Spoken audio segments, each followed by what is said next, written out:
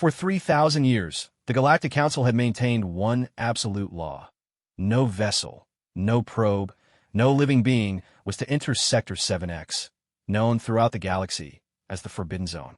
Ancient records spoke of a catastrophic war that had rendered the entire region uninhabitable, filled with deadly radiation and automated defense systems that would destroy anything that dared approach. But when a luxury liner Celestial Dawn suffered a catastrophic engine failure while carrying diplomats from 12 different species, Captain Zara of the Reptilian Vorth had only one choice to save her passengers: plot a course directly into the heart of the Forbidden Zone. What she found there would shatter everything the galaxy believed about humanity's fate and prove that sometimes the most dangerous predators are the ones you think are extinct. The question wasn't whether they would survive their desperate escape into forbidden space. The question was whether the galaxy would survive what they found waiting for them there. Captain Zara's scaled fingers trembled as she gripped the command console of the Celestial Dawn.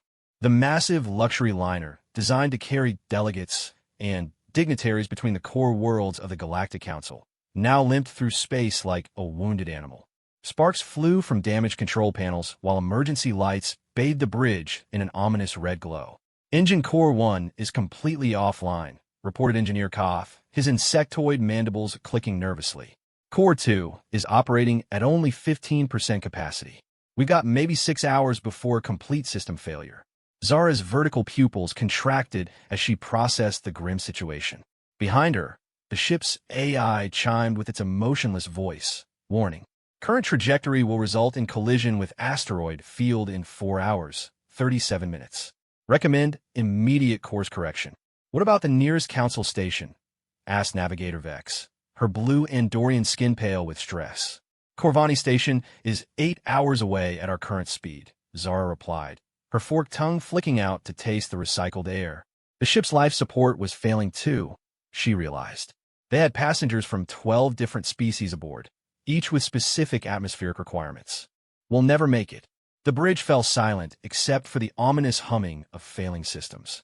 Through the main viewport, the stars seemed to mock them with their distant, unreachable light.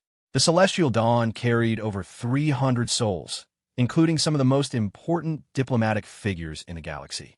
The Centauri trade negotiations, the Rigelian peace accords, the new membership applications from 3 emerging species, all of it would die with them in the cold vacuum of space. Captain, Navigation Officer Yis spoke up, her serpentine form coiled around her station. There is one option. Zara's head snapped toward her. Speak. Sector 7X is only 2 hours away at our current velocity. Yis's scales had taken on the pale coloration that indicated extreme nervousness in her species. The gravitational fields there could provide the momentum boost we need to reach safety. The bridge erupted in alarmed chittering, hissing, and various forms of alien exclamation. Even the normally stoic Vulcanian science officer, Tvek, raised an eyebrow. The Forbidden Zone. Engineer Koth's translator struggled to convey his species' concept of ultimate horror. Captain, the Council directive is absolute. Article 7 of the Galactic Constitution explicitly forbids any incursion into Sector 7X under penalty of species-wide exile. I'm aware of the directive, Zara snapped, her tail lashing behind her in agitation. Every child in the galaxy grew up learning about the Forbidden Zone. 3,000 years ago, a catastrophic war had rendered the entire sector uninhabitable. Ancient automated weapons still patrolled the region, destroying anything that approached. Radiation levels were lethal to most known life forms. It was a graveyard of worlds, a monument to the folly of unchecked warfare. The old records speak of ships that entered and were never seen again, Tvek said quietly. Long-range sensors detect massive gravitational anomalies throughout the sector. Probability of survival approaches 0.001%. Zara closed her reptilian eyes and thought of the passengers in the ship's luxury suites and diplomatic quarters. Ambassador Threx of the Rigelian Empire, working on a peace treaty that could end centuries of conflict. The 3 young beings from the Tau Ceti system, hoping to bring their species into the galactic community. Dr. Sarah Chun, the human archaeologist who had spent her life studying ancient civilizations. Wait, Dr. Chun was human. Zara's eyes snapped open. Humans were one of the newest members of the Galactic Council, having joined only 50 years ago after first contact. They were an oddly adaptable species, capable of surviving in environments that would kill most other beings. Their ships used primitive but surprisingly effective technology, and they had a disturbing tendency to thrive in situations that would destroy other civilizations.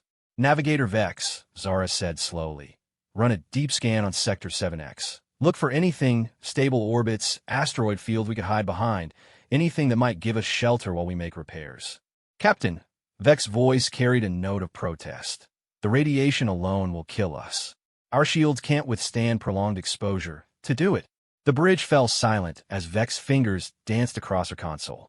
The main viewer flickered to life, showing a star map with Sector 7X highlighted in ominous red.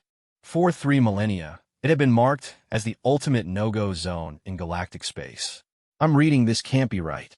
Vex frowned at her readings. Captain, I'm detecting what appears to be orbital traffic in the outer rim of the sector. Traffic? Tvek leaned forward, his logical mind struggling with the impossibility. Define traffic. Energy signatures consistent with spacecraft. Multiple vessels. Some appear to be quite large.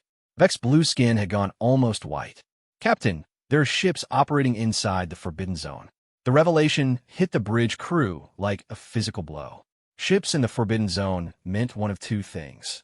Either someone was violating the most sacred law in galactic history, or the information they had been told about Sector 7X was wrong.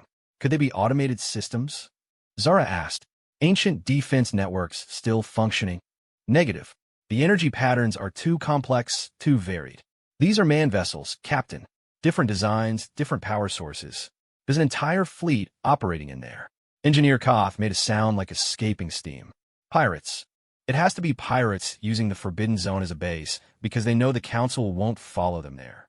Or, Tvek said quietly, we have been deliberately misinformed about the true nature of Sector 7X. Another explosion rocked the ship, and the lights flickered ominously. Engine Core 2 was failing faster than predicted. They had perhaps 4 hours before the ship became a lifeless hulk drifting through space. Captain, Communication Officer Plex spoke up from his station, his crystalline form resonating with harmonic tones of stress. I'm receiving a transmission.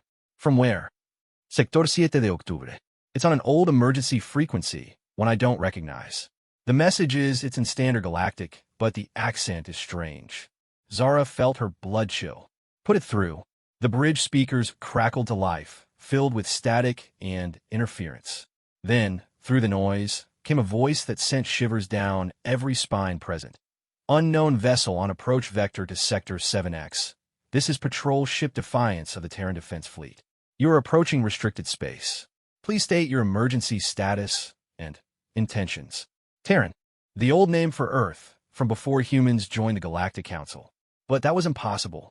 Earth was the only human world, and it was hundreds of light years from the Forbidden Zone. The voice continued. If you're experiencing genuine distress, we are prepared to offer assistance.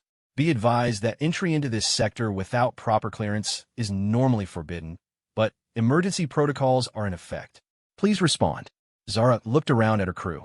Every face showed the same mixture of confusion and growing hope. Whoever these mysterious Terrans were, they were offering help. Open a channel, she ordered. Channel open, Captain. Zara took a deep breath, tasting the growing staleness of the air. Terran Vessel Defiance. This is Captain Zara of the Galactic Council ship Celestial Dawn. We have suffered catastrophic engine failure and are requesting emergency assistance. We have over 300 souls aboard, including diplomatic personnel from multiple species. The response came immediately. The strange accent, now clearly audible, definitely human, but unlike any human speech patterns in the Council databases. Copy that, Celestial Dawn. We're dispatching rescue vessels to your location. Be advised, our territory has some unusual characteristics that may not be in your navigation databases. Please follow the escort ships exactly and do not deviate from the assigned flight path. Welcome to the Terran Free Zones. Free Zones, plural, as in multiple human territories in what was supposed to be an uninhabitable wasteland. Captain, Vex whispered, I'm reading multiple ships approaching our position. Large vessels. Very large. The main viewer shifted to show the approaching rescue fleet, and gasps echoed around the bridge. These weren't the sleek, curved designs favored by Council shipbuilders. These vessels were angular, brutal-looking things covered in armor plating and weapon emplacements. They looked like they had been built for war and had seen extensive combat. The lead ship was massive, easily 3 times the size of the Celestial Dawn, with what appeared to be fighter bays running along its sides. Bold letters across its hull read, TFS Indomitable, Terran Defense Fleet. By the 7 moons, breathed Engineer Koth. Those are warships, military vessels. Look at the firepower on that thing. But it was Tvek who voiced what they were all thinking. Captain, if humans have been secretly building military fleets in the Forbidden Zone for 3,000 years, it suggests a level of technological advancement far beyond what they displayed when joining the Council. The communication channel crackled again. Asterisk Celestial Dawn asterisk. This is Admiral Sarah Martinez of the TDF Indomitable. Our engineering teams are standing by to assist with your repairs. We'll have you fixed up and back on your way in no time. Please prepare to be taken in tow. Admiral Martinez. A human admiral commanding a fleet that shouldn't exist in a sector that was supposed to be uninhabitable. Zara realized that they weren't just being rescued. They were about to discover one of the biggest secrets in galactic history. As the massive human warships surrounded the Celestial Dawn and gently took her in tow, Zara couldn't help but wonder, if humans had been thriving in the Forbidden Zone all this time, what else had the Galactic Council been wrong about? The escort ships guided them deeper into Sector 7X, past the supposed radiation fields and defense networks that had kept the galaxy away for millennia. What they found there would change everything they thought they knew about humanity, about the galaxy, and about the true nature of the Forbidden Zone. Through the main viewer, Zara could see distant lights in the darkness ahead. Not the cold gleam of stars, but the warm glow of inhabited worlds. Impossible, thriving, forbidden worlds that had been hidden from the galaxy for 3,000 years. Well, she murmured to herself as the alien rescue fleet carried them toward an impossible destination. This is going to be difficult to explain in my report.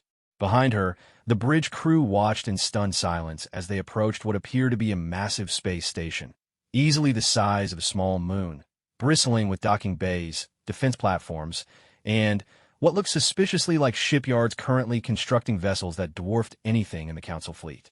The galaxy was about to learn that sometimes the most dangerous predators were the ones everyone thought were extinct. And humanity had spent 3,000 years in the dark, growing stronger than anyone could have imagined. The docking bay of the human station was unlike anything in Captain Zar's experience. Where Council facilities favored smooth curves and aesthetic harmony, this place was purely functional, massive, industrial, and built to handle ships of war. The Celestial Dawn looked like a pleasure yacht next to the military vessels filling the other berths. As the damaged liner settled onto its assigned platform, Zara could see through the viewport that the docking bay extended far beyond what should have been possible. Multiple levels stretched up and down, each one filled with ships that made her engineering mind reel. Some were clearly human designs, but others bore the angular markings of Klingon vessels, the organic curves of what looked like evolved Zerg bioships, and configurations she didn't recognize at all. "Captain," Engineer Koth whispered, his mandibles clicking rapidly in the pattern his species used for extreme agitation. "That ship in Bay 7 appears to be a Council cruiser. But the markings, they're not current Council military designations." Zara followed his gaze and felt her blood chill. The vessel was definitely of Council design, but it bore battle scars and modifications that suggested years of independent operation. More disturbing were the hull markings, symbols that identified it as the CNV Liberator, a ship that had been reported destroyed in a pirate raid over 20 years ago. "Welcome aboard Haven Station," the communication system announced in that same oddly accented human voice. "Medical teams are standing by for any passengers requiring assistance. Engineering crews will begin repairs on your vessel immediately. All diplomatic personnel are requested to report to Admiral Martinez for debriefing."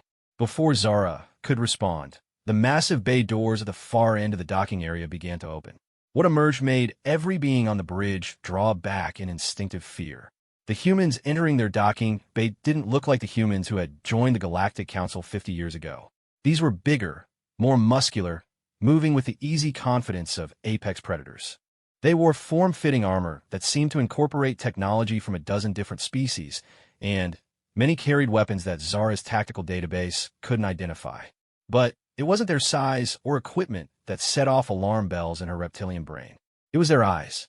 These humans moved like soldiers who had seen real combat, not the peaceful explorers and scientists who represented humanity in the council chambers. Engineering team to the Celestial Dawn, announced their leader, a woman whose voice matched that of Admiral Martinez. We'll have you operational in 6 hours. In the meantime, all guests are invited to experience Haven Station's hospitality. The woman was clearly human, but she stood nearly 7 feet tall and moved with fluid grace that suggested extensive physical augmentation.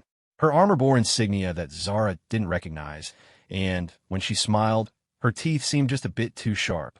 Captain, Tvek observed quietly. Preliminary scans suggest that these humans have undergone significant genetic modification. Muscle density approximately 40% above baseline human normal. Bone structure reinforced. Neural activity patterns indicate enhanced processing speed. Enhanced for what? Zara asked, though she suspected she knew the answer. Combat effectiveness. Tvek replied with Vulcanian precision. These individuals appear to be purpose-built soldiers. The engineering team boarded the Celestial Dawn with practiced efficiency, their equipment far more advanced than anything Zara had seen in Council space. Within minutes, they had identified the source of the engine failures and begun implementing repairs using technology that shouldn't have existed. "Excuse me, Captain," said one of the human engineers, a compact man whose arms were covered in what appeared to be living tattoos.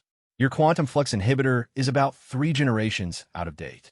We can upgrade it while we're fixing the damage. Improve your efficiency by about 30%. No charge.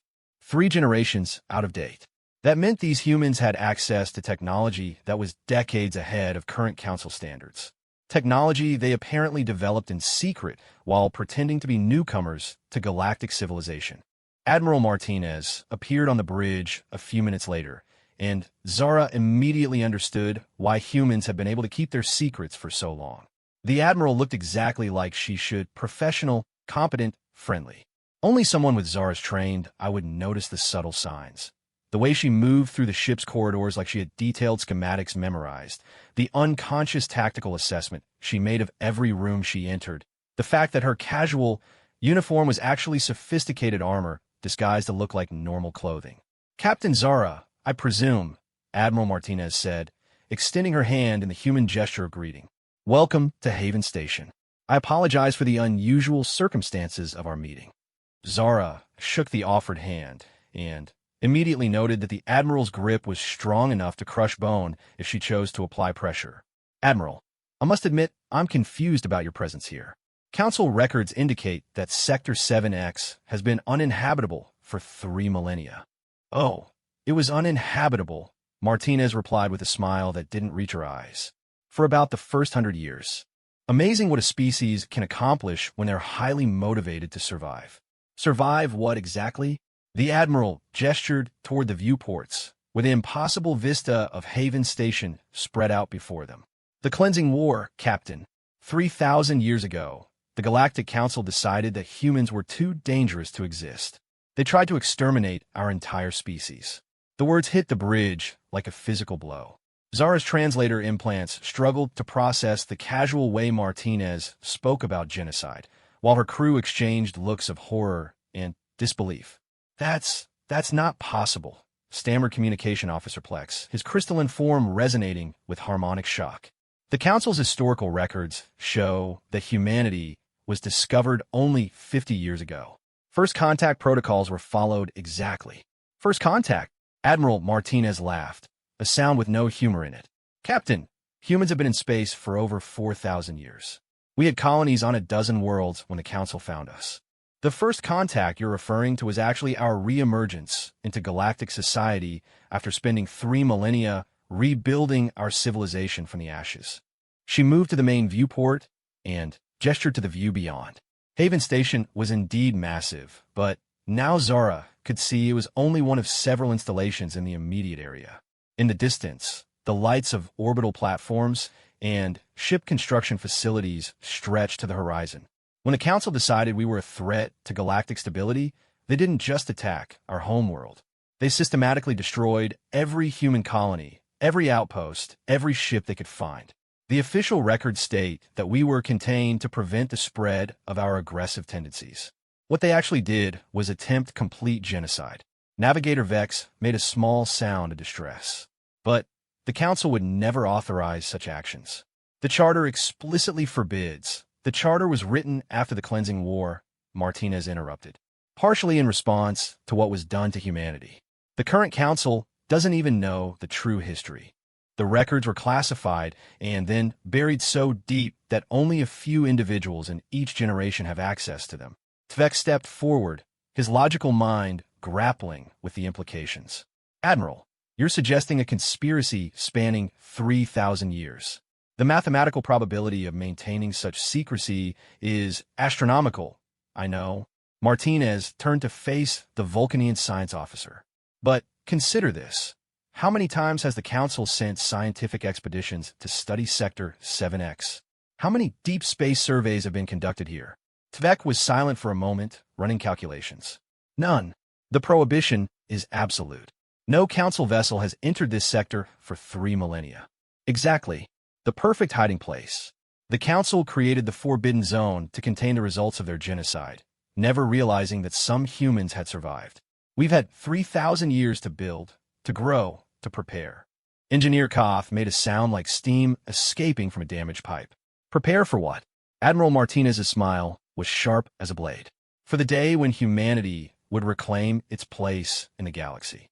For the day when those responsible for the Cleansing War would face justice. The implications crashed over the bridge crew like a tidal wave. If Martinez was telling the truth, then the peaceful humans who had joined the Council 50 years ago were merely scouts, the advanced team for a civilization that had spent millennia growing in power and technological capability while nursing a 3,000-year-old grudge. You're talking about war, Zara said quietly. I'm talking about justice, Martinez corrected. The humans who joined the Council 50 years ago were volunteers, explorers who wanted to give peace a chance, who believed that perhaps the galaxy had changed enough to accept us. They've been sending back reports for 5 decades now, and the consensus is mixed. She moved to the bridge's tactical display and activated it with a gesture that suggested intimate familiarity with Council technology. The display showed the current political situation in Council space, the border conflicts, trade disputes, territorial expansions, and proxy wars that have been escalating for the past decade. Your species are still the same aggressive, territorial beings you were 3,000 years ago. The only difference is that you've gotten better at hiding it behind diplomatic language. The Rigelian-Centauri conflict has claimed 12 million lives in the past year alone. The Andromedan expansion has displaced entire species from their homeworlds. The Council's response has been to form committees and issue strongly worded statements. Captain Zara found herself thinking of the diplomatic passengers aboard her ship, the endless negotiations, and accords that never seemed to prevent the next conflict. And you believe humanity can do better? Captain, in the 3,000 years since the Cleansing War, humans have fought exactly 0 wars of conquest. We've focused entirely on rebuilding, on developing technology, on creating a civilization based on cooperation rather than competition. The ship you're standing on is crewed by humans. Yes, but also by members of 17 other species who chose to join us rather than remain under Council rule. The Admiral gestured to the engineering team working on their ship. Now that Zara looked more closely, she could see that while the team was mostly human, it also included beings she recognized as Centauri, Rigelian, and several species she couldn't identify. You recruit from Council space, she realized. We welcome anyone who shares our vision of what the galaxy could be. Peace through strength. Cooperation through mutual respect. Justice for all, not just the politically powerful. Navigator Vex looked up from her console with an expression of growing alarm. Captain, I'm detecting massive energy signatures throughout the sector. Whatever they've built here, it's much larger than just this station. Martinez nodded approvingly. Haven Station is just one of our civilian installations. Would you like to see what we've accomplished in 3,000 years of isolation? Without waiting for an answer, she activated the main viewer and switched it to long-range scanners. The image that appeared showed a section of space that should have been empty according to all Council charts. Instead, it was filled with structures that defied belief. Massive orbital platforms connected by transport tubes. asteroid mining operations that had hollowed out entire planetoids and converted them into shipyards. Defensive platforms that looked capable of stopping entire fleets. And everywhere ships, thousands of them, from small fighters to massive dreadnoughts that dwarfed anything in the Council arsenal. "Welcome to the Terran Free Zones," Admiral Martinez said proudly. Population: 7 billion humans and 3 billion allied species across 47 star systems. All of it built from nothing, all of it hidden from Council space by their own prohibition on entering our territory. Engineer Kott's mandibles were clicking so rapidly, they sounded like machine gun fire. 47 systems? That's larger than the Centauri Empire. Considerably larger, actually. And, unlike the Empire, we don't maintain our civilization through the oppression of client species or the exploitation of weaker neighbors. Tvek was running calculations on his personal interface, his normally stoic expression showing signs of strain. "Admiral, the industrial capacity required to build such an infrastructure would be enormous. The energy requirements alone are met through technologies that don't exist in Council space," Martinez finished. 3,000 years is a long time to develop new solutions to old problems. We've made some remarkable breakthroughs. The main viewer shifted to show another impossible sight.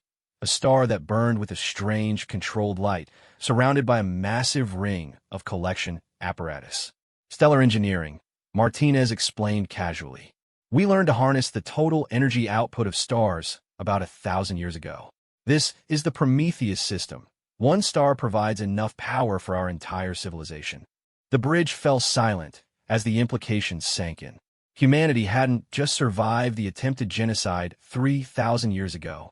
They had used their isolation to become something unprecedented in galactic history. A true Type 2 civilization, capable of harnessing the power of stars themselves. "Why reveal yourselves now?" Zara asked, though she suspected she already knew the answer. "Because the time for hiding is over," Martinez replied. "Our advanced scouts in Council space report increasing instability. The border conflicts are escalating. Trade disputes are becoming shooting wars. Several species are developing weapons of mass destruction. The galaxy is heading toward a period of chaos that could destroy billions of lives." She turned to face Captain Zara directly. 50 years ago, we hoped that humanity could rejoin galactic civilization peacefully, that we could work within the existing system to prevent the kind of conflicts that led to the cleansing war. But it hasn't worked. If anything, things are getting worse. So you're planning to intervene. We're planning to offer an alternative." Martinez gestured to the vista of impossible engineering spreading out around Haven Station. "The Council maintains order through a balance of power between competing species. We're proposing a different model, a true alliance based on shared principles rather than mutual fear." Captain Zara looked around at her crew, seeing her own thoughts reflected in their alien faces. They had stumbled into the discovery of the millennium. Humanity wasn't the young, peaceful species that had joined the Council 50 years ago.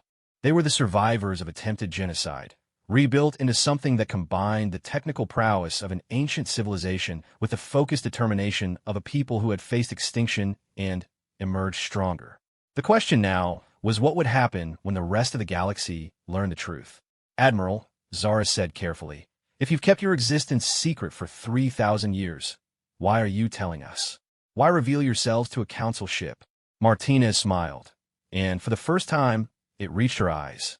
"Because, Captain, your ship carries diplomatic representatives from 12 species.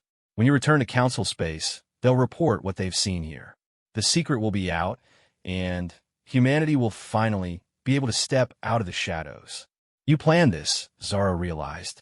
"Our engine failure, our course change, you made sure we would end up here." "We helped ensure it," Martinez admitted. "Your engine problems were real, but we may have provided some subtle guidance to make sure you chose the route that led to us. We've been monitoring Council shipping lanes for months, waiting for the right opportunity." The Admiral moved to the bridge's communication console. "The galaxy is about to change, Captain. The question is whether it changes through peaceful negotiation or through the kind of conflict that nearly destroyed humanity 3,000 years ago." She activated a ship-wide communication channel. "Attention all passengers and crew of the Celestial Dawn. You're the guests of the Terran Free Zones. In approximately 4 hours, you will be given a choice. You may return to Council space with our apologies for the inconvenience and a request to consider what you've learned here. Or you may remain and see what humanity has built in the years since our civilization was thought destroyed. Martinez looked directly at Captain Zara. Either way, the galaxy will never be the same. Dr. Sarah Chun, the human archaeologist from the Celestial Dawn, had been strangely quiet since Admiral Martinez's revelation. Now, as she walked through Haven Station's main concourse alongside Captain Zara and several other diplomatic passengers, her expression was thoughtful rather than shocked. "You knew," Zara accused quietly as they followed their human guide, a cheerful woman named Commander Torres who seemed determined to show them everything. "You knew humans had been in space longer than 50 years. Dr. Chun nodded slowly. "I suspected. There were too many inconsistencies in the archaeological record. Ruins on worlds that supposedly had never seen human contact.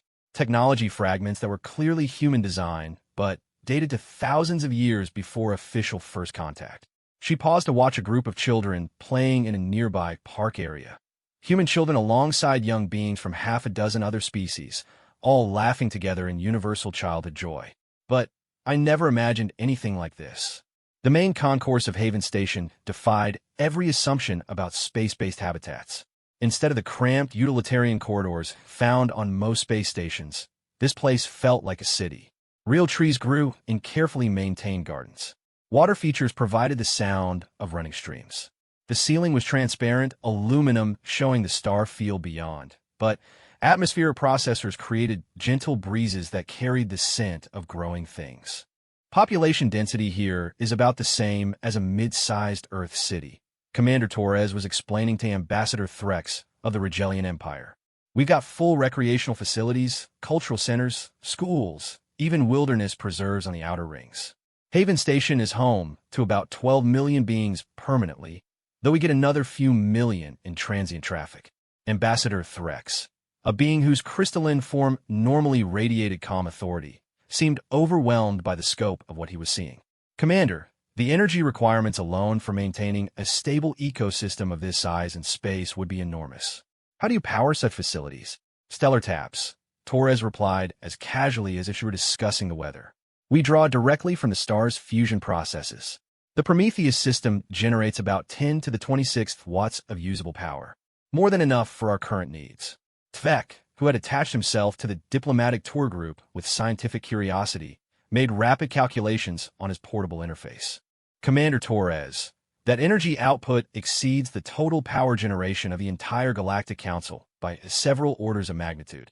Well, we've had 3,000 years to work on the engineering problems."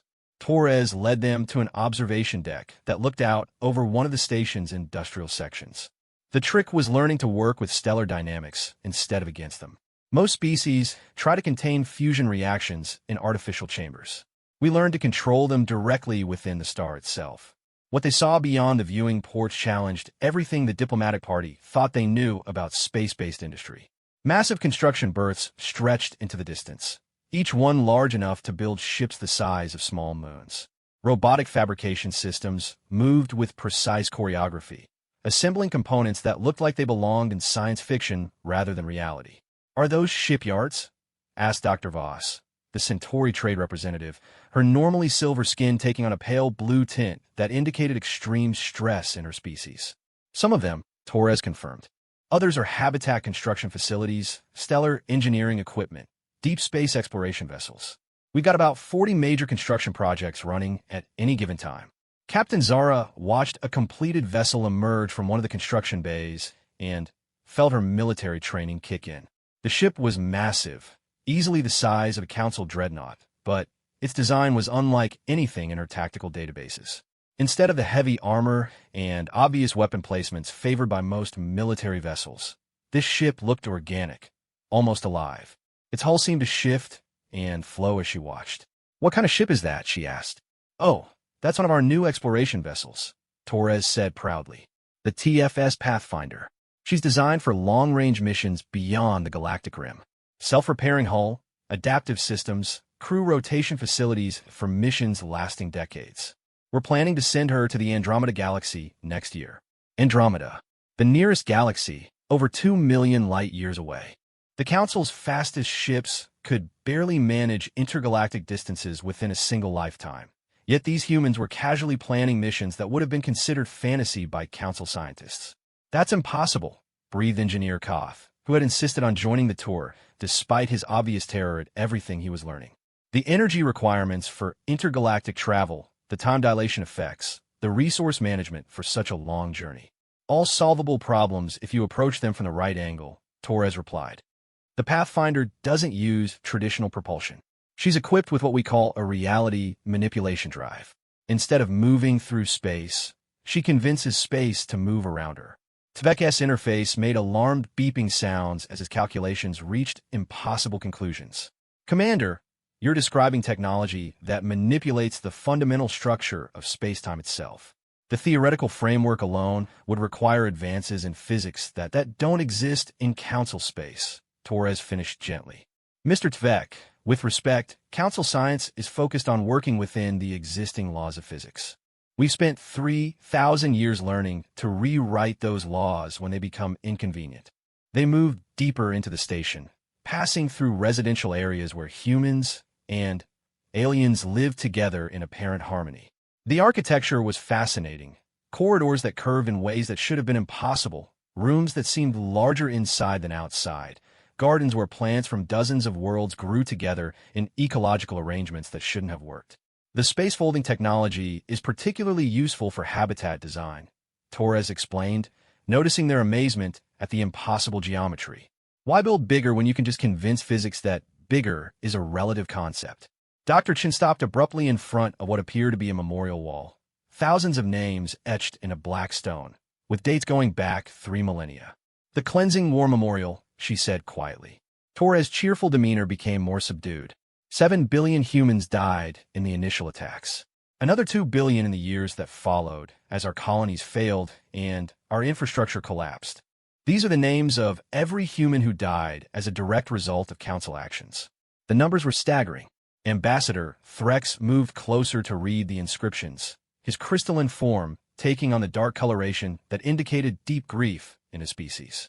9 billion souls, he whispered. How could such an atrocity have been hidden from history? Because the winners write the history books, Torres replied. And for 3,000 years, the council believed they had won. They believed humanity was extinct, so there was no one left to contradict their version of events. Captain Zara found herself studying the memorial's design. It wasn't just a list of names. It was a sophisticated holographic display that showed the locations of the destroyed colonies, the dates of the attacks, even tactical information about the council fleets that had carried out the genocide. The level of detail suggested that humanity had maintained extensive records of every action taken against them. You've been planning this for 3,000 years, she realized. Not just survival, not just rebuilding. Revenge. Torres turned to face her, and, for a moment, the friendly tour guide facade slipped away. Underneath was something harder, more focused. Justice, Captain. There's a difference. Is there? Zara pressed. You've built a military force that could conquer the entire galaxy. You've developed technology that makes council defenses obsolete. You've infiltrated our society with spies and gathered intelligence on our weaknesses. How is that different from planning conquest? Because it said a new voice, conquest was never our goal. The diplomatic party turned to see Admiral Martinez approaching, accompanied by a small group of beings that made Zara's tactical instincts scream warnings. These weren't the modified humans they had been seeing. These were something else entirely. Taller, more graceful, with an alien beauty that suggested extensive genetic engineering. Allow me to introduce the Ascended, Martinez said formally. Humans who chose to undergo the full transformation process. They represent what our species is becoming. One of the Ascended stepped forward, moving with fluid grace that seemed to ignore several laws of physics. When it spoke, its voice resonated with harmonics that touched something deep in the listening minds. We are what humanity chose to become rather than what we chose to destroy, it said. For 3,000 years, we have watched the galaxy struggle with the same conflicts, the same territorial disputes, the same cycle of violence that led to our near extinction. We could have returned at any point with superior technology and imposed our will through force. Instead, we chose to evolve. Dr. Chun was staring at the Ascended with undisguised fascination. Genetic modification on this scale would require complete reconstruction of the human genome. You're not just enhanced humans, you're a new species. We are what humans are becoming, the Ascended agreed. Not through conquest of others, but through conquest of our own limitations. We have eliminated the territorial instincts that drive most species to conflict. We have enhanced our cognitive abilities to see beyond short-term gains. We have restructured our emotional responses to value cooperation over competition. Ambassador Threx moved closer, his crystalline form resonating with harmonic curiosity. But if you have eliminated the drives that cause conflict, how do you maintain motivation?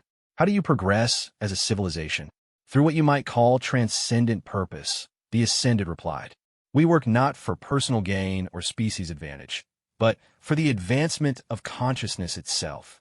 Every discovery we make, every technology we develop, every problem we solve brings the entire universe closer to true understanding. The implications were staggering. These beings weren't just claiming to have solved humanity's tendency toward conflict. They were claiming to have evolved beyond the basic drives that motivated most sentient life. Show them, Admiral Martinez said quietly. The Ascended gestured, and the air around them shimmered.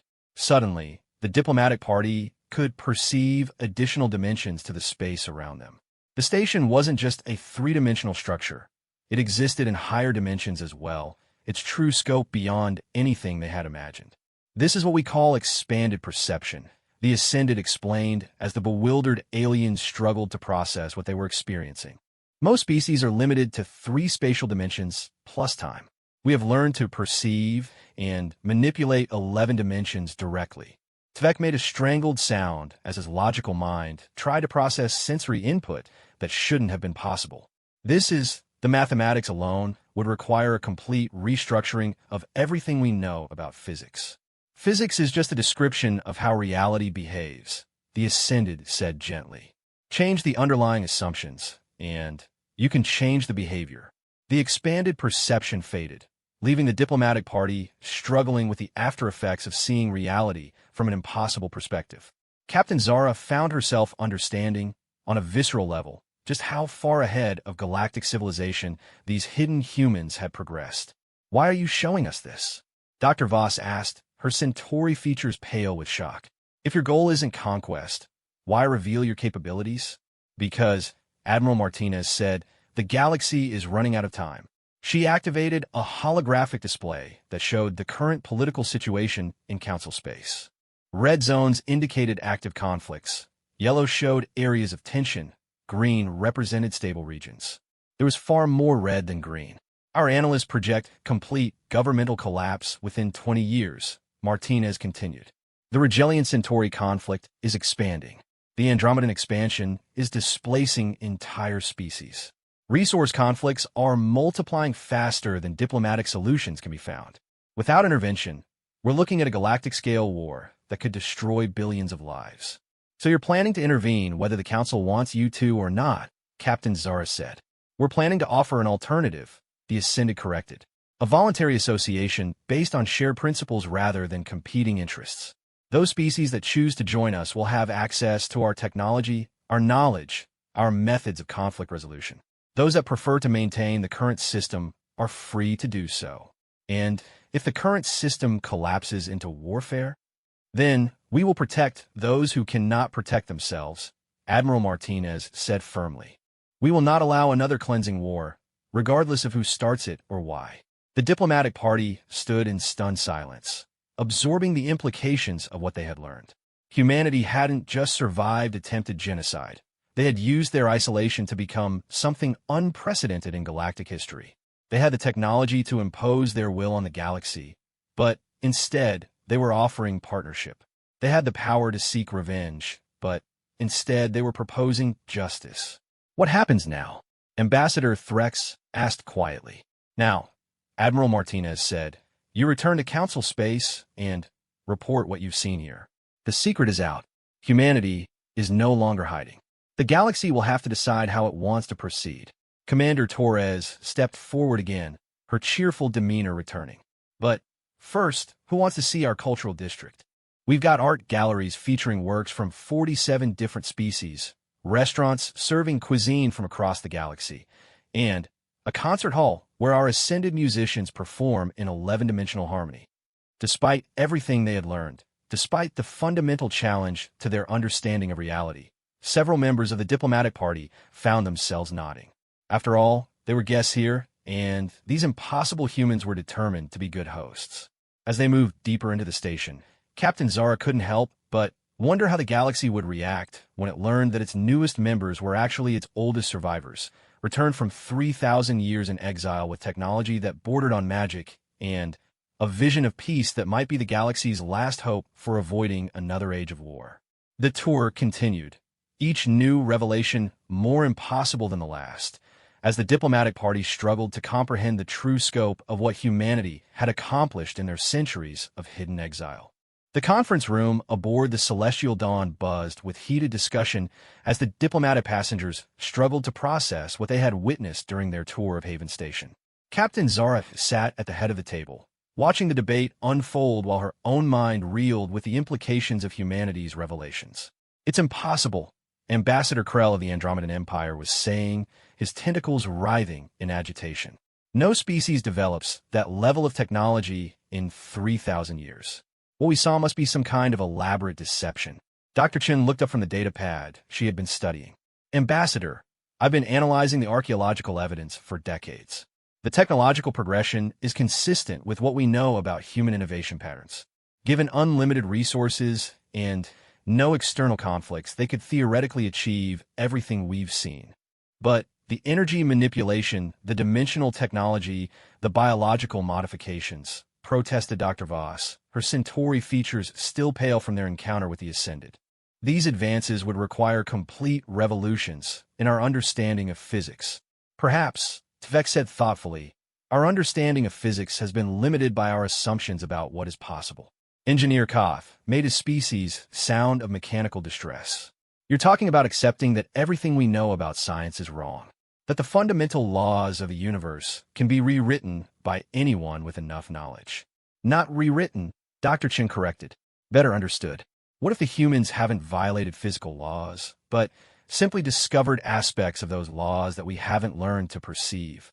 Ambassador Threx's crystalline form resonated with thoughtful harmonics. "The question is not whether what we saw is real. The evidence is overwhelming. The question is what we do with this knowledge." Captain Zara had been thinking about exactly that question for the past several hours. The moment we return to Council space and file our reports, everything changes. This isn't just first contact with a new species. This is the revelation that one of our member species has been maintaining a secret civilization for 3 millennia.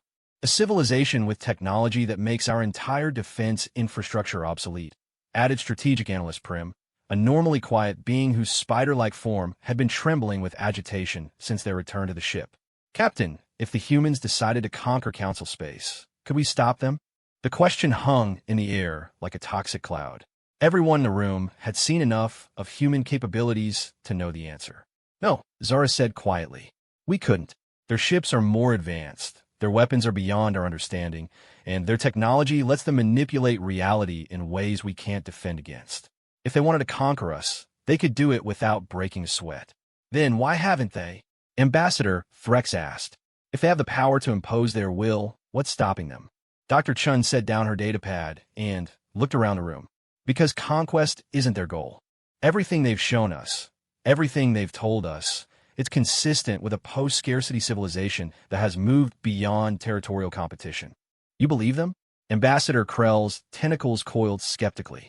"After 3,000 years of secret development, after infiltrating our society with spies, after building a military force capable of destroying us all, you think their intentions are peaceful?" "I think," Dr. Chun said carefully, "that if their intentions were hostile, we would already be dead. They could have destroyed every council world while we were sitting here debating their motives." The room fell silent as that reality sank in. Through the viewport, Haven Station continued its impossible existence, a testament to human achievement and a reminder of how completely the balance of power in the galaxy had shifted. "There's another issue," Captain Zara said slowly. "Admiral Martinez was clear that they've been monitoring Council space for 50 years through their advanced scouts. That means there are humans throughout our civilization who have been reporting back to the free zones. Our security, our military plans, our diplomatic strategies, they know everything. Ambassador Threx's harmonic resonance shifted to the frequency his species used for deep concern. The implications for galactic security are staggering. They could have been manipulating council policy for decades. Or Dr. Chan suggested, they could have been trying to guide us away from the kind of conflicts that led to the cleansing war in the first place. Before anyone could respond, the ship's communication system activated. Admiral Martinez's voice filled the room with casual authority. Good afternoon, diplomats of the Celestial Dawn. I hope you've had time to process what you've seen today. I'm calling to inform you that your ship's repairs are complete. You're free to depart whenever you choose. Captain Zura activated the response channel. Admiral Martinez, we appreciate your assistance. However, I need to ask directly, what are your intentions regarding Council space? That depends on the Council's response to learning of our existence, Martinez replied. We're prepared to open formal diplomatic relations if the Council is interested in peaceful coexistence. We're also prepared to offer technological assistance and conflict mediation services. And if the Council views your hidden development as a threat. There was a pause before Martinez answered. Captain, we've spent 3,000 years preparing for every possible scenario. We hope the Council will choose peaceful cooperation. We're ready to defend ourselves if they choose otherwise. Ambassador Krell leaned forward, his tentacles twitching with aggression. Admiral, the Andromedan Empire does not respond well to threats. Ambassador Krell, Martinez's voice carried a note of amusement. With respect, the Andromedan Empire couldn't respond effectively to our capabilities even if you wanted to. Your entire fleet consists of approximately 40,000 vessels. We completed our 40,000th ship about 600 years ago. This isn't a threat, it's a mathematical reality. The casual way she delivered that information sent chills through the room. 40,000 ships 6 centuries ago meant their current fleet was of unimaginable size. However, Martinez continued, we're not interested in military conquest. We're offering partnership. Those council species that choose to join the free zones will have access to our technology, our resources, our knowledge. Post-scarcity civilization is possible for everyone, not just humans. Dr. Voss spoke up, her voice carefully controlled. What about species that prefer to maintain their independence? Perfectly acceptable, as long as that independence doesn't involve attacking or oppressing others. The free zones will not tolerate another cleansing war, regardless of who starts it. Tvek made rapid calculations on his interface. Admiral, you're describing a fundamental restructuring of galactic civilization. The economic implications alone are irrelevant in a post-scarcity society, Martinez finished. Mr. Tvek, when you can manipulate matter and energy at the quantum level, when you can harness the power of entire stars, when you can fold space and time to your convenience, traditional economics become meaningless. We're not offering trade agreements or territorial concessions. We're offering evolution.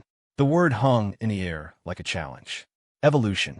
Not just technological advancement, but a fundamental change in how sentient species related to each other and to the universe itself.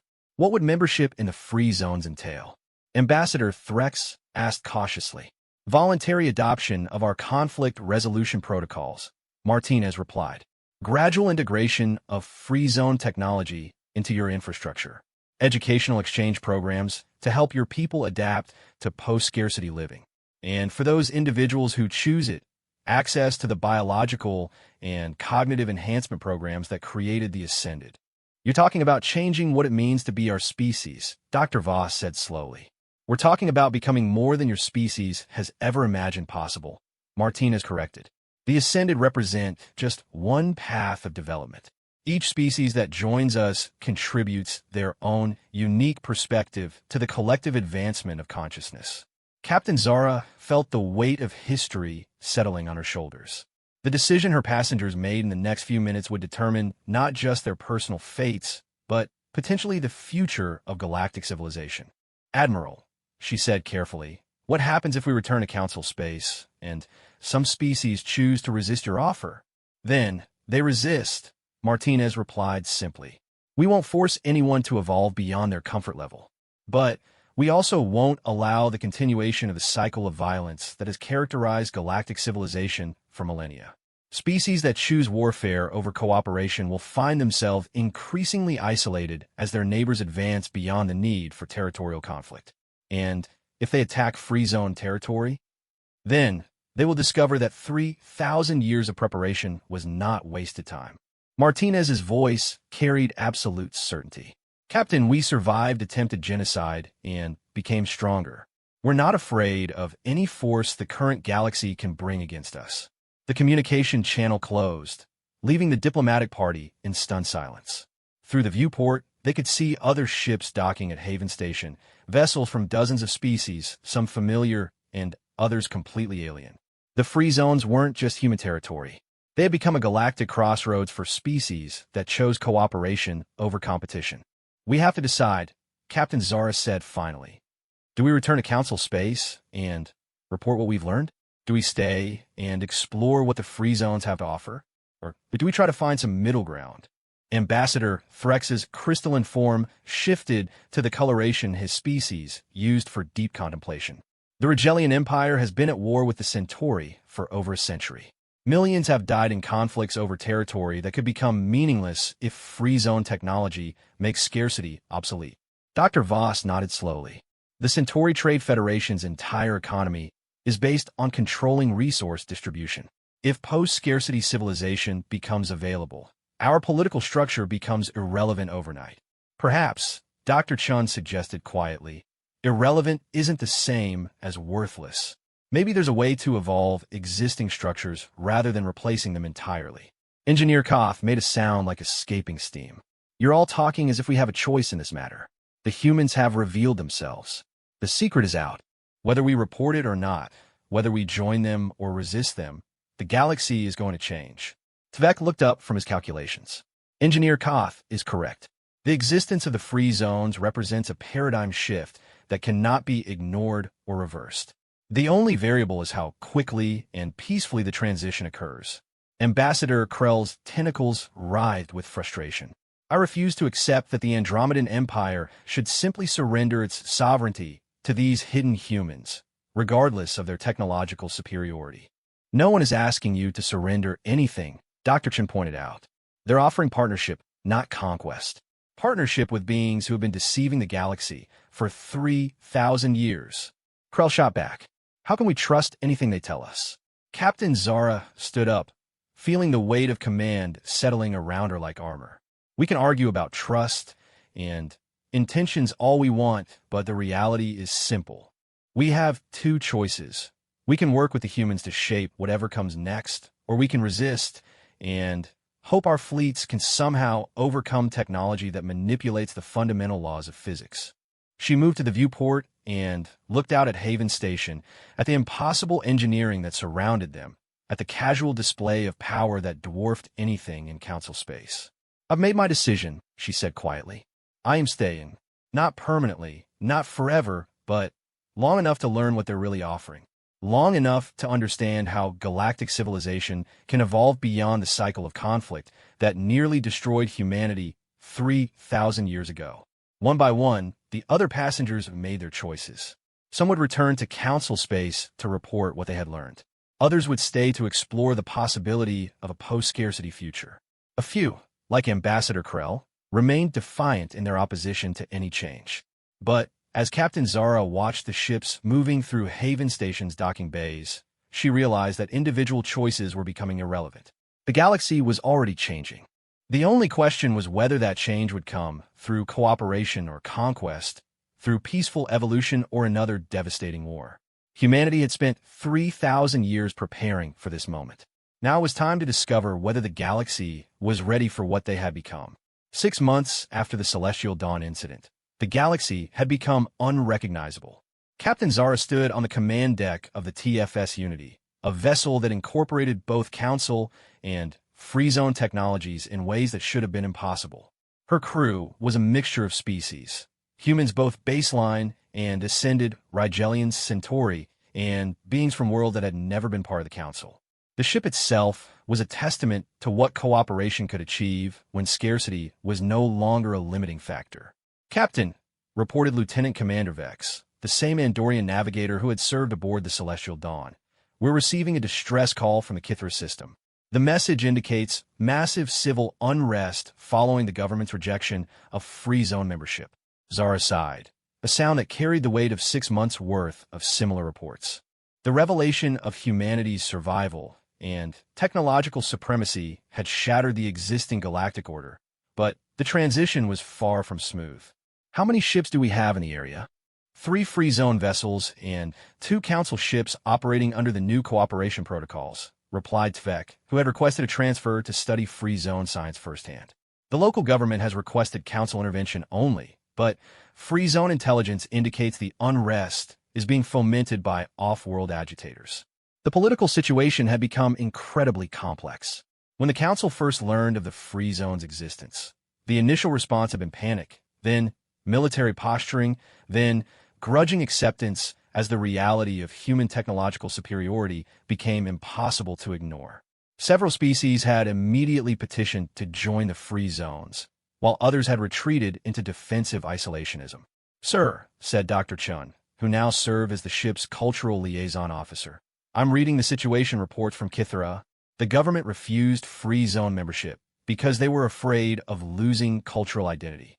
But now their citizens are demanding access to post-scarcity technology after seeing what's happening on neighboring worlds."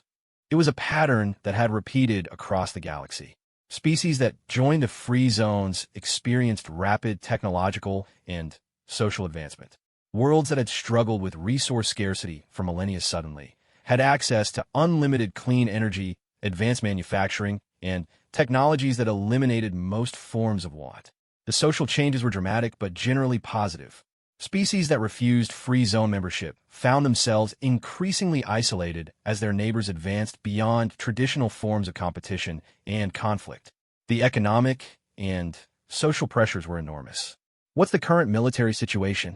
Zara asked. "Mixed," reported Commander Torres, who had transferred from Haven Station to help coordinate joint operations. The Regellian Empire signed the cooperation accords last month after their war with the Centauri became pointless. Both species now have access to unlimited resources through free zone technology. The Andromedan Empire is still holding out, but 3 of their member worlds have declared independence to join us. And Ambassador Krell's response? Torres grimaced.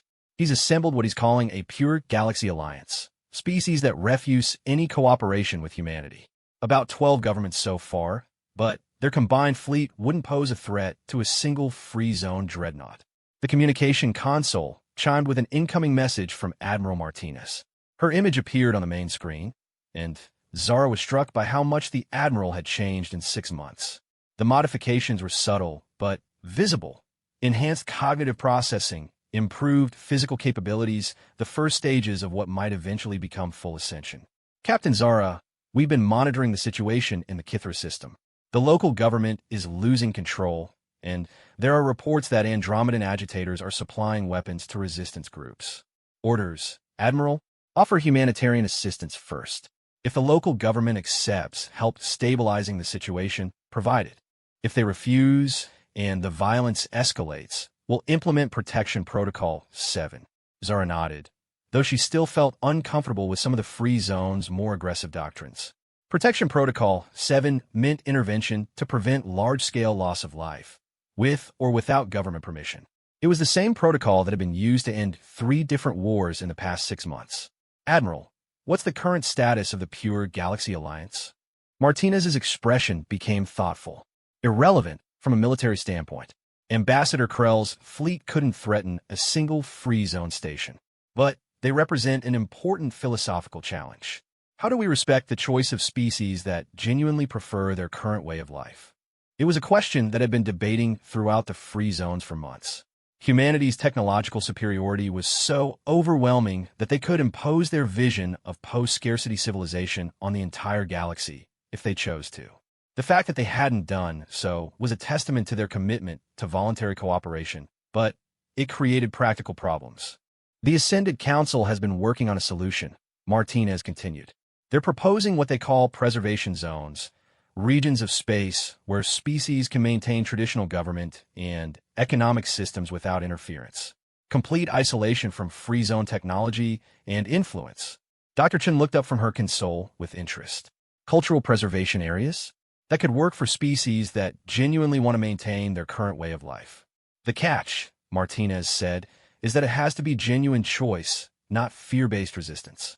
We won't create preservation zones for species that are planning to use them as bases for attacking free zone territory. Tvek made rapid calculations on his interface. Admiral, given the exponential advancement we've observed in free zone territory, species that choose preservation zones would fall increasingly behind in technological capability. Within a few generations, the gap would become unbridgeable. That's their choice to make, Martinez replied firmly. But they have to make it with full understanding of the consequences. The conversation was interrupted by an urgent alert from the ship's sensors. Lieutenant Commander Vex looked up from her station with alarm. Captain, I'm detecting weapons fire in the Kithra system. Multiple ships engaged in combat near the main population center. On screen, the main viewer showed the Kithra system in tactical display. Two groups of ships were engaged in fierce combat above the inhabited world. One group bore the markings of the local government forces, while the other displayed the angular designs characteristic of Andromedan military vessels. It looks like the Pure Galaxy Alliance decided to intervene directly, Torres observed grimly. Admiral, Zara said, requesting permission to implement Protection Protocol 7. Granted, Captain, in this conflict with minimal casualties. We're not trying to prove our military superiority. We're trying to demonstrate that violence is no longer a necessary solution to political disagreements.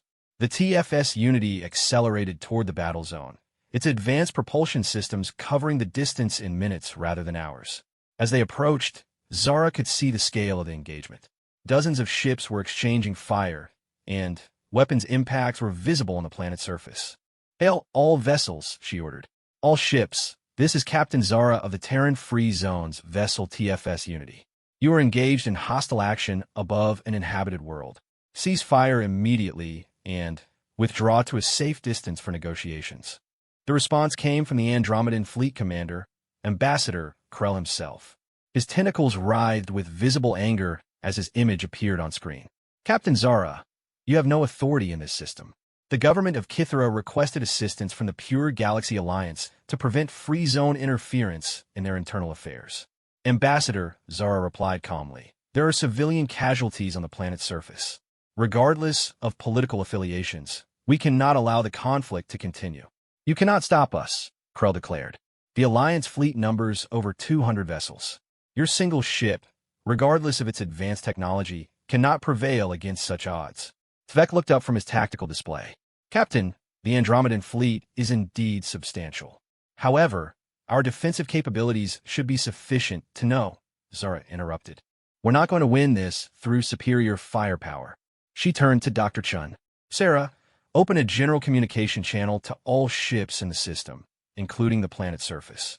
I want everyone to hear this." When the channel was established, Zara took a deep breath and addressed the entire battle zone.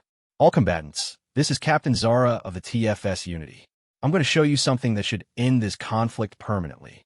She nodded to Commander Torres, who activated the ship's reality manipulation systems.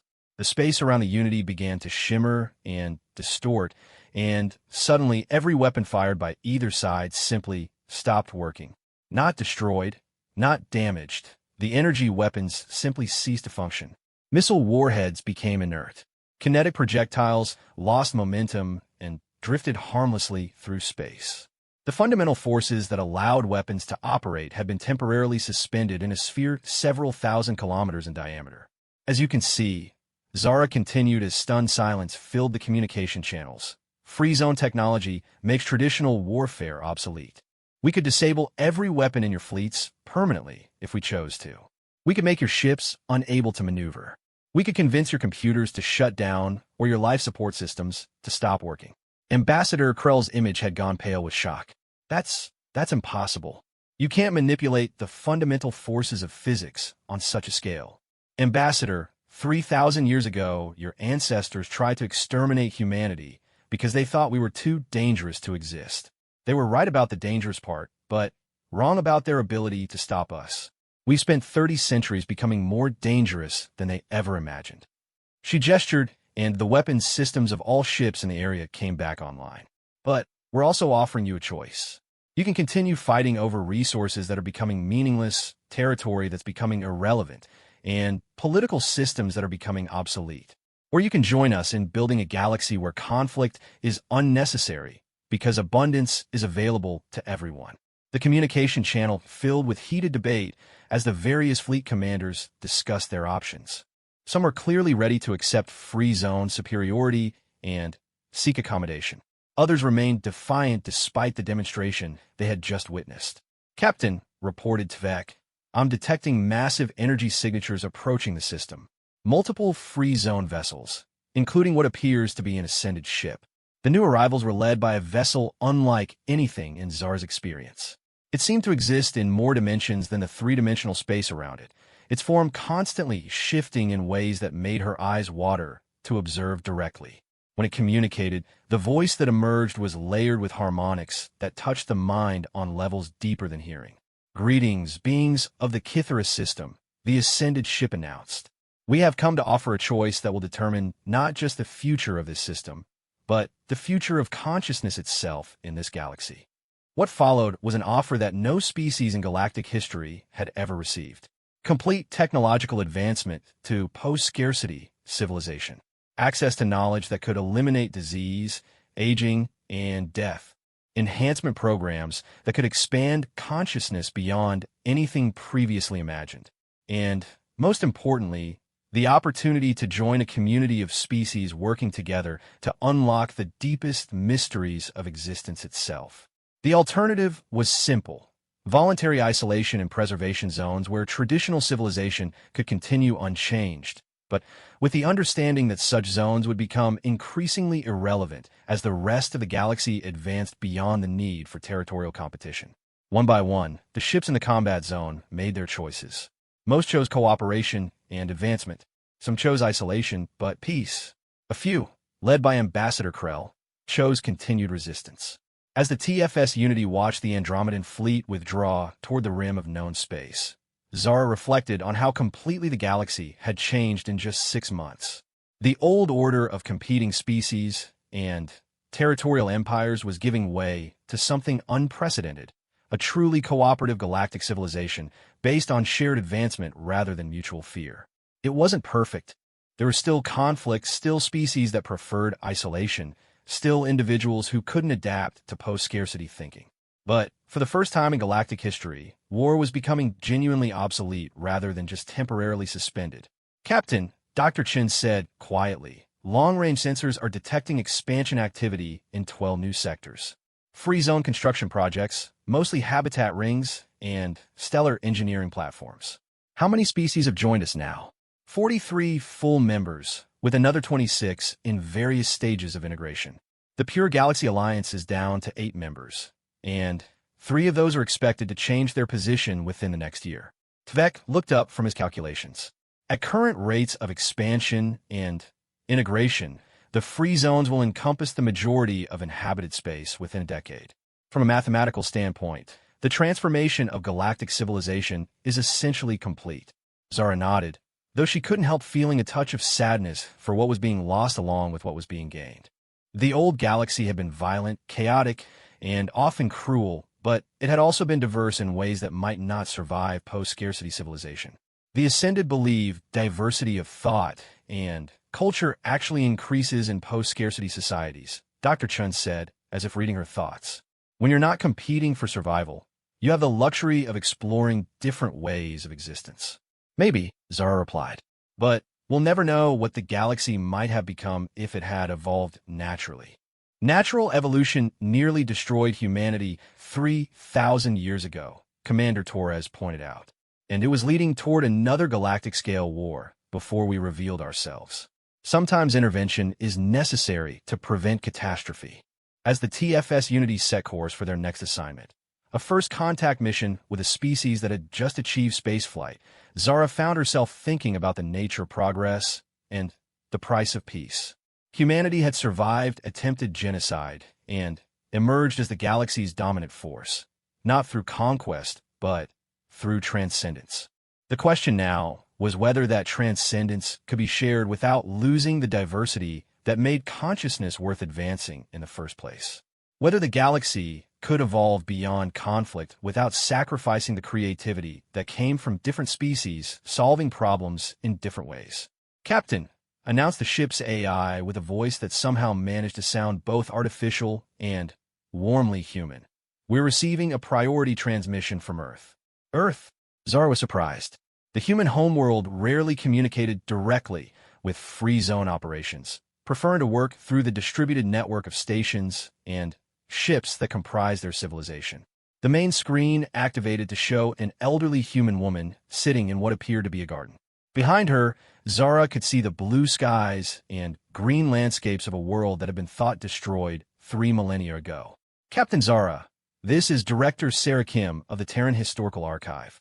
I'm calling to invite you and your crew to visit Earth for the ceremony marking the end of the transition period. The transition period? The Council has officially voted to dissolve itself and reform as the Galactic Cooperative. The last species-specific governments are being replaced with local administrative districts that work directly with free zone coordination centers. Ambassador Krell's Pure Galaxy Alliance surrendered yesterday and requested integration assistance. The magnitude of the change hit Zara like a physical blow. The Galactic Council had existed for over 5,000 years.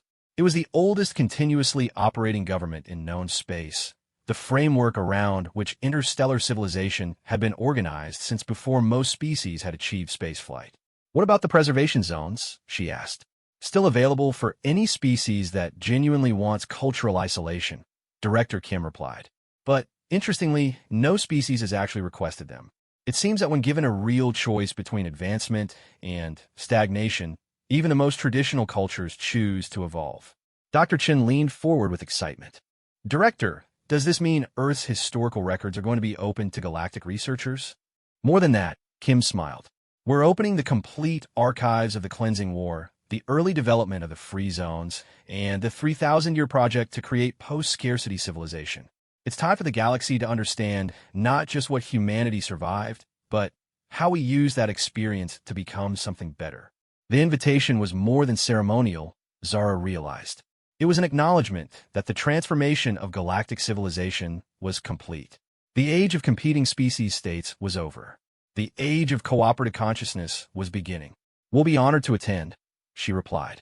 As the communication ended, the bridge crew sat in contemplative silence.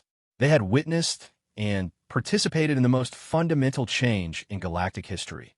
The transformation of civilization itself from a competitive struggle for resources to a cooperative exploration of possibility. Captain, Tevek said eventually, I have calculated the probability that this transformation could have occurred through natural evolution of existing galactic civilization. And approximately 0. The intervention of technologically advanced humans was mathematically necessary to prevent civilizational collapse and enable the transition to post-scarcity society. Commander Torres nodded thoughtfully. The Ascended call it guided evolution, not forcing change, but providing the conditions where positive change becomes inevitable. Is that what happened here? Zara wondered. Did humanity guide us to this outcome, or did we choose it ourselves? Dr. Chun smiled. Maybe that's the wrong question. Maybe the right question is, does it matter how we got here as long as where we ended up is better than where we started? Through the main viewport, Zara could see the stars of the galaxy, no longer divided into competing territories, but united in a single cooperative civilization. Ships from dozens of species moved freely through space that had once been restricted by borders and trade disputes. Worlds that had struggled with scarcity now bloomed with abundance. Species that had been enemies for millennia now worked together on projects that benefited everyone. The galaxy humanity had returned to was gone forever. But what had replaced it was something unprecedented in the history of consciousness. A civilization based on cooperation rather than competition, advancement rather than stagnation, hope rather than fear. It wasn't perfect. It might never be perfect, but it was better than anything that had come before, and it was getting better every day. As the TFS Unity jumped to hyperspace, carrying its mixed crew toward Earth, and the ceremony that would mark the official end of one age and the beginning of another, Captain Zara found herself thinking about the children she had seen playing together on Haven Station. Human, Rigelian, Centauri, and species she couldn't identify, all laughing together with the universal joy of childhood. That was the real victory, she realized. Not the technology, not the post-scarcity civilization, not the end of warfare. It was the simple fact that those children would grow up in a galaxy where cooperation was normal, where different species working together was expected rather than revolutionary, where the greatest adventures lay not in conquering others, but in exploring the infinite possibilities of consciousness itself. Humanity had escaped into the Forbidden Zone 3,000 years ago as refugees fleeing genocide. They were emerging as the galaxy's greatest gift to itself, living proof that even the darkest chapter in history could become the foundation for something better than anyone had ever imagined possible. The stars were no longer forbidden. They were home.